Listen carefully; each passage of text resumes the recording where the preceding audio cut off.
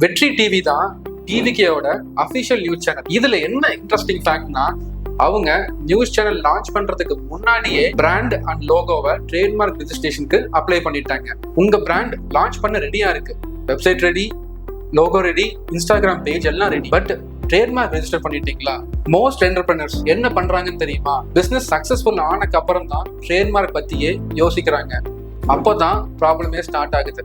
Imagine, நீங்க 3 years hard work பண்ணி கஷ்டப்பட்டு பில் பண்ண பிராண்ட் நேம் வேற யாராவது ட்ரேட்மார்க் ரெஜிஸ்டர் பண்ணி வச்சிருந்தா, ட்ரேட்மார்க் ரெஜிஸ்ட்ரேஷனை ஒரு எக்ஸ்பென்சஸா எப்பவுமே பார்க்காதீங்க.